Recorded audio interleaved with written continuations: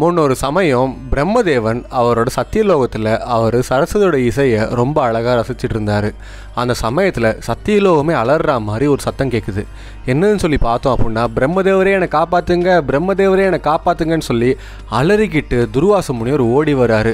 என்னடா இது, துர்வாச முனிவர் அலறிட்டு ஓடி வர அளவுக்கு என்ன பெரிய பிரச்சனை ஆகிடுதுன்னு சொல்லி பிரம்மதேவன் துர்வாச முனிவரை நெல்லுங்க முனிவர் என்ன ஆச்சு அப்படின்னு சொல்லி கேட்குறப்போ துர்வாச முனிவர் சொல்கிறாரு, என்னை கொல்றதுக்கு சுதர்சன சக்கரம் துரத்திட்டு வருது, என்னை எப்படியாவது காப்பாற்றுங்கன்னு சொல்லி கேட்குறாரு. அப்போ பிரம்மதேவன் சொல்கிறாரு, சுதர்சன சக்கரத்தை தடுக்கிற அளவுக்கு என்கிட்ட சக்திகள் கிடையாது, என்னால் காப்பாற்ற முனிவரே அப்படின்னு சொல்லி சொல்கிறாங்க. உடனே துர்வாச முனிவர் தன்னோட உயிரை காப்பாற்றிக்கிறதுக்கு அவர் கைலாய மலை தேடி ஓடுறாரு. அங்கே போய் சிவபெருமானை பார்த்து அவர் பாதங்களை பணிஞ்சு, சிவபெருமானே ஈசனே நீங்கள் தான் என்னை காப்பாற்றணும், என்னை சுதர்சன சக்கரம் கொல்றதுக்காக துரத்திட்டு வருது, நீங்கள் தான் என்னை காப்பாற்றணும்னு சொல்கிறாங்க.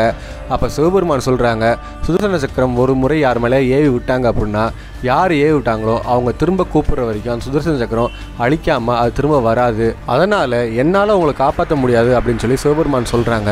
உடனே துர்வாச முனிவர், சரி இந்த சுதர்சன சக்கரம் மகாவிஷ்ணுவோட தானே, நம்ம அவர்கிட்ட போய் கேட்போம் அப்படின்னு சொல்லிட்டு அவர் நேராக வைகுண்டம் பார்த்து தலைதெறிக்க ஓடுறாரு. அவர் மகாவிஷ்ணுவை பார்த்து அழுதுகிட்டே போய் மகாவிஷ்ணுவோட பாதங்களில் பணிஞ்சு, மகாவிஷ்ணுவே என்னை காப்பாற்றுங்க, அவரோட சுதர்சன சக்கரம் என்னை துரத்திட்டு வருது அப்படின்னு சொல்லி அவர் அழுகிறாரு.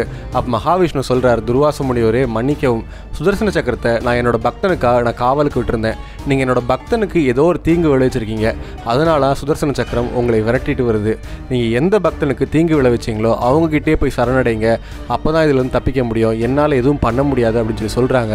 இதை கேட்ட உடனே துர்வாச முனிவர் அதிர்ந்து போகிறாரு. அப்படி துர்வாச முனிவர் எந்த விஷ்ணு பக்தனுக்கு துன்பம் ஏற்படுத்துகிற மாதிரி செயல் செஞ்சார். அது மட்டும் இல்லாமல் மகாவிஷ்ணுவோட சுதர்சன சக்கரமே காப்பாற்றுற அளவுக்கு அந்த விஷ்ணு பக்தர் யார், என்ன ஆச்சு அப்படின்னு பற்றி தெரியணும் அப்படின்னா முதல்ல அந்த விஷ்ணு பக்தன் யார், அவரோட வரலாறு என்ன அப்படிங்கிற மாதிரி தெரிஞ்சுக்கணும்.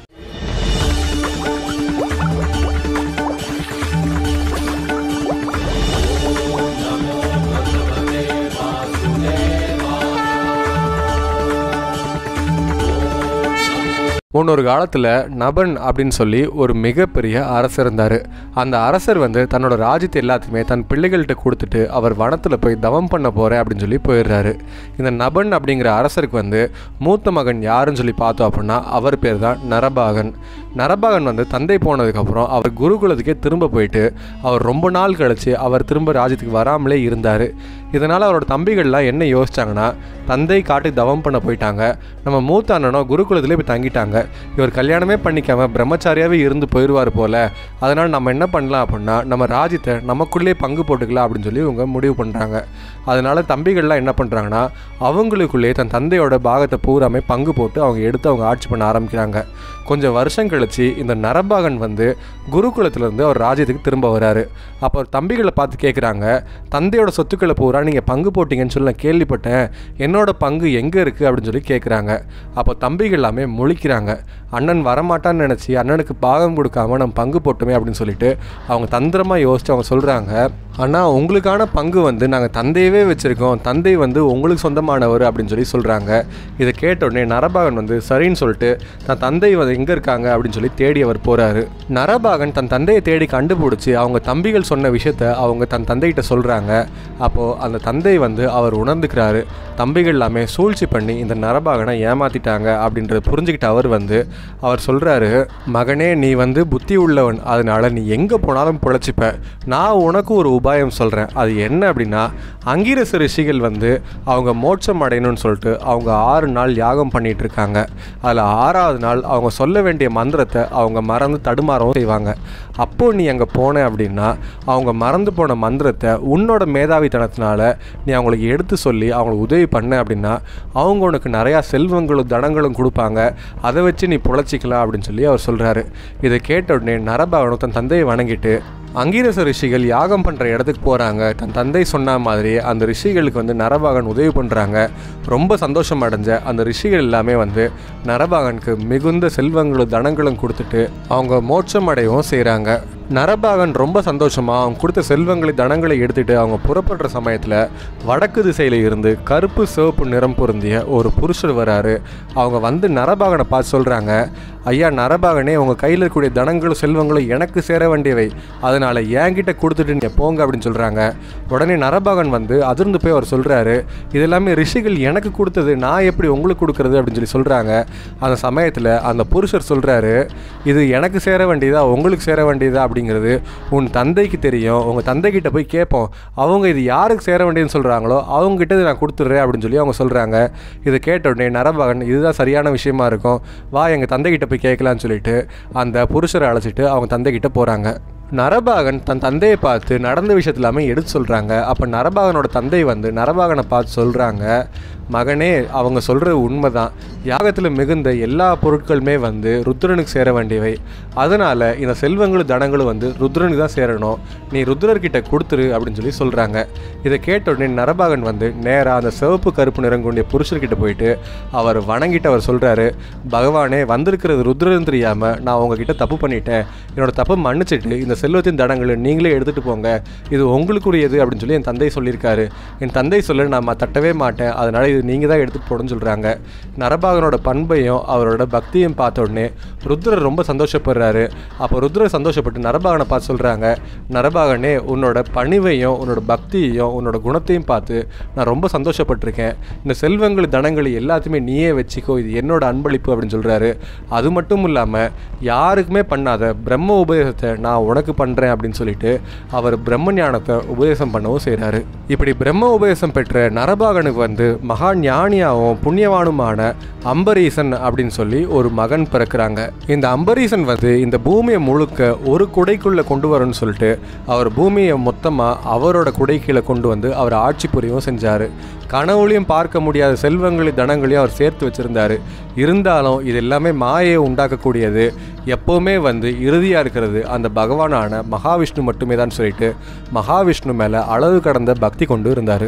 அம்பரீச மன்னனோட பக்தியை பார்த்த மகாவிஷ்ணு வந்து அம்பரீசன் முன்னாடி காட்சி கொடுத்து அவர் சொல்கிறாரு, உன்னோட ஆட்சிக்கு உட்பட்ட இந்த பூமியை வந்து யாருமே அழிக்கக்கூடாது, அது மட்டும் இல்லாமல் யாராவது உனக்கு எதிர்த்து எதிரியாக வந்தாலும் சரி, இல்லை உன்னை துன்பப்படுத்துறதுக்கு யாராவது வந்தாலும் சரி, அவங்கள அழிக்கிறதுக்கும் இந்த பூமியை அதாவது உன்னோட ஆட்சியை வந்து காப்பாற்றுறதுக்கும் என்னோட சுதர்சன சக்கரத்தை உன்னோட ராஜ்யத்துக்கு காவலாக நியமிக்கிறேன்னு சொல்லிட்டு அவர் நியமிச்சுட்டு போகிறாரு. அதுக்கப்புறம் அம்பரீச மன்னன் வந்து தீவிரமான மகாவிஷ்ணு பக்தராக இருந்ததுனால அவர் ஒரு வருட காலம் ஏகாதசி விரதம் இருக்கணும்னு சொல்லிட்டு அவர் இருக்கவும் செஞ்சார். அது கடைசியில் அவர் கார்த்திகை மாதத்தில் 3 நாள் இருந்து அவர் யமுனை நதியில் வந்து ஸ்நானம் செஞ்சுட்டு துவாதசி அன்னைக்கு அவர் விரதத்தை முடிச்சு அவர் உணவு அருந்தணும்னு சொல்லி அவர் நினச்சிருந்தார். அந்த சமயத்தில் அம்பரீச மன்னன் இருக்கக்கூடிய இடத்துக்கு வந்து துர்வாச முனிவர் விருந்தாளியாக வரவும் செய்கிறாரு. அப்போ அம்பரீசர் வந்து துர்வாச முனிவரை பார்த்து அவர் பணிவாக வணங்கிட்டு அவர் சொல்கிறாரு, நான் வந்து என்னோட விரதங்கள் முடிச்சுட்டு நான் வந்து உணவு சாப்பிட போகிறேன், என்னோட சேர்ந்து நீங்களும் சாப்பிடணும் அப்படின்னு சொல்லி அவர் கேட்கவும் செய்கிறாரு. துர்வாச முனிவர் வந்து இந்த அழைப்பை ஏற்றுக்கொள்ளவும் செய்கிறாரு. அப்போ துர்வாச முனிவர் வந்து அவர் நித்திய அனுஷ்டானங்களை முடிக்கணும் அப்படிங்கிறதுக்காக அவர் காலந்தி நதிக்கரைக்கு போயிட்டு அவர் குளிச்சுட்டு அவர் நித்திய கர்மங்கள் எல்லாமே முடிச்சுட்டு அவர் கொஞ்சம் நேரம் தியானத்தில் உட்காரலான்னு சொல்லி உட்கார்றாரு. அப்போ அவர் தியானத்திலே ரொம்ப நேரம் லகிச்சு போயிடுறாரு. அந்த சமயம் பார்த்தோம் அப்படின்னா ரொம்ப நேரம் ஆனதுனால துவாதசி திதி அப்படிங்கிறது முடியறதுக்கு கொஞ்சம் நேரமே இருந்துச்சு. அப்போ வந்து அம்பரீச மன்னன் யோசிக்கிறாரு, துவாதசி திதிக்குள்ளே நம்ம சாப்பிடல அப்படின்னா விரத பங்கம் ஏற்படும், நம்ம இத்தனை நாள் விரதம் இருந்ததுக்கு அர்த்தம் இல்லாமல் போயிடும். அதே மாதிரி இந்த முனிவர் வரத்துக்கு முன்னாடி நம்ம சாப்பிட்டோம் அப்படின்னா துர்வாச முனிவரோட கோபத்துக்கு ஆளாகும், என்ன பண்ணுறது அப்படின்னு சொல்லி அவர் யோசிச்சுட்டு அவர் குழப்பத்தோடு அவர் என்ன பண்ணுறாருன்னா துவாதசி திதி முடியறதுக்குள்ள விரத பங்கம் ஏற்படாமல் இருக்கிறதுக்கு அவர் பச்சை தண்ணியை மட்டும் குடிக்க செய்கிறாரு. முனிவர் வந்ததுக்கப்புறம் சாப்பிடலான்னு சொல்லிட்டு அவர் தண்ணி குடிக்கிறாரு. அந்த சமயம் பார்த்து துர்வாச முனிவர் அந்த இடத்துக்கு வந்துடுறாரு. மன்னர் தண்ணி குடிச்சதை பார்த்த உடனே துர்வாச முனிவர் வந்து நினச்சிக்கிறாரு, மன்னர் வந்து தான் வரத்துக்கு முன்னாடி சாப்பாடுகளை சாப்பிட்டு தன்னை அவமதிச்சிட்டாருன்னு சொல்லிட்டு அவர் மற்ற முனிவர்களையும் பிராமணர்களையும் பார்த்து அவர் சொல்கிறாரு, பார்த்தீர்களா என்னைய விருந்தாளியாக அழைப்பு கொடுத்துட்டு நான் வரதுக்கு முன்னாடி இந்த மன்னன் வந்து சாப்பாடு சாப்பிட்டு என்னை அவமதிச்சிட்டாரு, இந்த மன்னனுக்கு நான் சரியான ஒரு புத்தி புகட்டுறேன் அப்படின்னு சொல்லிட்டு துர்வாச முனிவர் தன்னோட மிகப்பெரிய ஜடாமுடியிலிருந்து ஒரே ஒரு முடியை மட்டும் பிடுங்கி அவர் பூமியில் எரியவும் செய்கிறாரு. அந்த முடி பூமியில் பட்ட உடனே ஒரு மிகப்பெரிய பூதமாக மாறவும் செய்யுது. சிவந்த நிறம் கொண்டிய அந்த பூதம் வந்து கையில் ஒரு மிகப்பெரிய வாள் ஏந்தி பார்க்கறதுக்கு ரொம்ப கொடூரமாக நிற்கவும் செய்யுது. அந்த சமயத்தில் அந்த பூதத்தை வந்து அந்த அம்பரீஷ மன்னனை போய் நீ துன்பப்படுத்து அப்படின்னு சொல்லி அவர் அனுப்புகிறாரு. அப்போது அந்த பூதம் வந்து அந்த வாளை எடுத்து அம்பரீஷ மன்னனை வெட்ட போது அம்பரீஷ மன்னன் கொஞ்சம் கூட பயப்படாமல் அவர் மகாவிஷ்ணு மனசில் நினைஞ்சு அவர் வணங்கவும் செய்கிறாரு. உடனே வானத்தில் சுற்றிட்டு இருந்த சுதர்சன சக்கரம் வந்து அந்த பூதத்தை வந்து தாக்கவும் செய்யுது. அந்த பூதத்தை அழித்த உடனே துர்வாச முனிவர் தான் இந்த பூதத்தை ஏவி விட்டுருக்காருன்னு சொல்லிட்டு அந்த சுதர்சன சக்கரம் அந்த துர்வாச முனிவரை கொல்றதுக்காக அதை துரத்திட்டு போகவும் செய்யுது. துர்வாச முனிவர் இதை பார்த்து பயந்து போயிடுறாரு. இந்த சுதர்சன சக்கரத்திட்ட இருந்து நம்ம எப்படியா தப்பிச்சிடணும்னு சொல்லிட்டு துர்வாச முனிவர் அவரோட உயிரை கையில் பிடிச்சிக்கிட்டு அவர் ஓடவும் செய்கிறாரு. அவர் எங்கே போனாலும் அந்த சுதர்சன சக்கரம் அவர் துரத்திட்டே வருது. உடனே அவர் நேராக பிரம்மனை தேடி போகலான்னு சொல்லிட்டு அவர் சத்தியலோகம் போய் பிரம்மதேவன்கிட்ட போய் சரணடைகிறாரு. அப்போ பிரம்மதேவன் சொல்கிறாரு, சுதர்சன சக்கரத்தை என்னால் எதிர்த்து எதுவும் பண்ண முடியாது, நான் வந்து உங்களை காப்பாற்ற முடியாதுன்னு சொல்கிறாங்க. உடனே அவர் சிவபெருமான்கிட்ட போகிறாரு. அப்போ சிவபெருமான் சொல்கிறாரு, சுதர்சன சக்கரம் யார் ஏவி விட்டாங்களோ அவங்களால மட்டும் தான் தடுக்க முடியும், அதனால் என்னால் ஒன்றும் பண்ண முடியாதுன்னு சொல்கிறாங்க. உடனே துர்வாச முனிவர் சுதர்சன சக்கரத்தை கொண்டிருக்கிறது அந்த சுதர்சனான அந்த மகாவிஷ்ணு தான் சொல்லிட்டு நேராக மகாவிஷ்ணு தேடி வைகுண்டம் போகிறாரு. அப்போது துர்வாச முனிவர் மகாவிஷ்ணுவோட பாதங்களை பற்றி என்னை காப்பாற்றுங்க, என் உயிரை காப்பாற்றுங்க அப்படின்னு சொல்லி கேட்குறாரு. மகாவிஷ்ணு சொல்கிறாங்க, துர்வாச முனிவரே, நான் வந்து எப்போவுமே என் பக்தனுக்காக சேவை பண்ணக்கூடியவன். என் பக்தனுக்கு காவலாக என்னோட சுதர்சன சக்கரத்தை நாங்கள் கொடுத்துட்டு வந்திருக்கேன். என் பக்தனுக்கு யாராவது துன்பம் ஏற்படுத்தினா மட்டும்தான் அந்த சுதர்சன சக்கரம் அவங்கள அழிக்கிறதுக்காக வரும். அப்படி இருக்கிறப்போ நீங்கள் என் பக்தனுக்கு ஏதோ துன்பத்தை விளைவிச்சிருக்கீங்க. அப்படிங்கிறதுனால இந்த சுதர்சன சக்கரம் உங்களை அழிக்காமல் திரும்ப போகாது. இதனால் என்னால் ஒன்றுமே பண்ண முடியாது. என் பக்தனை உங்களை யார் துன்பப்படுத்த சொன்னது?